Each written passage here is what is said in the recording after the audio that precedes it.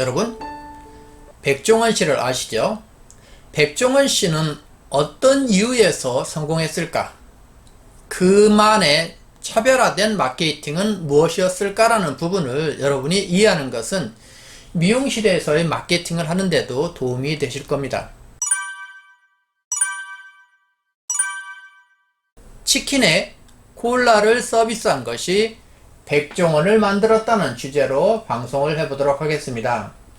여러분이 백종원 씨를 모르는 사람은 없을 정도로 요식 업계에서는 아주 전무후무하게 성공해 있고 현재도 성공 가도를 달리고 있는 사람 중에 한 사람입니다.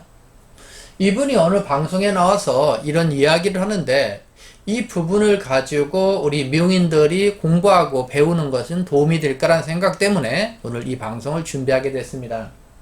백종원 씨는 많은 이야기 중에 이 말을 하게 됩니다.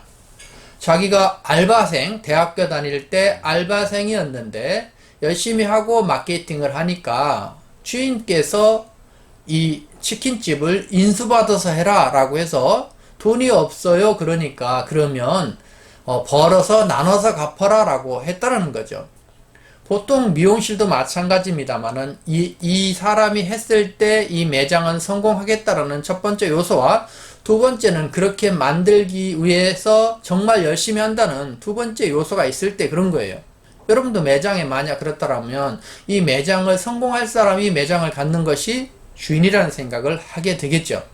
그래서 백종원은 돈이 없음에서도 불구하고 벌어서 갚는 조건으로 그 매장을 인수하고 빠른 시간 내에 갖게 되는데 그가 한 마케팅은 치킨집에서 홍보하면서 치킨을 주문하면 콜라를 한 병 줬다라는 거죠. 지금은 여러분이 피자나 치킨을 시키면 콜라를 서비스 주는 경우가 의외로 많이 있지만 그때 당시는 전무후무했다라는 거죠. 그럼 여기서 우리가 볼 때 보통 사람들은 치킨을 더 잘 만들고 맛있게 하는 거에 주안점만 둔다고 한다고 하면 거기에 플러스 알파에서 이 백종원 씨는 마케팅의 차별화를 가져왔는데 그것이 바로 콜라를 줬더라는 거죠. 그래서 이분은 그럼 이 콜라를 더 준 마케팅의 요소를 분석해보면 어떤 거였냐면 더해주는 것이다 라는 거죠. 즉 고객이 이득이 남게 하는 것이다. 그래서 고객이 이기는 것이 결국은 마케팅을 하는 주인, 디자이너, 미용사가 이기는 것이다라는 것. 즉 고객에 남는 것이 주인이 남는 것이다라는 것을 여러분이 유념하시면 좋을 듯 싶습니다. 그래서 뭔가 더 주는데 그것은 치킨을 더 준 1 플러스 1에 두 마리 호식이 치킨이 아니라 콜라를 줌으로써 더 줌으로써 차별화를 했다라는 거고 두 번째 마케팅의 요소는 다르게 해준다라는 거죠. 다르게. 이 콜라라는 부분을 조금 전에 말씀드렸지만 1 플러스 1에서 더 주는 것이 아니라 다르게 더 주었다라는 데 의미가 있다라는 겁니다. 그 다음에 세 번째는 가치 있게 해주었다라는 거죠. 가치 있게.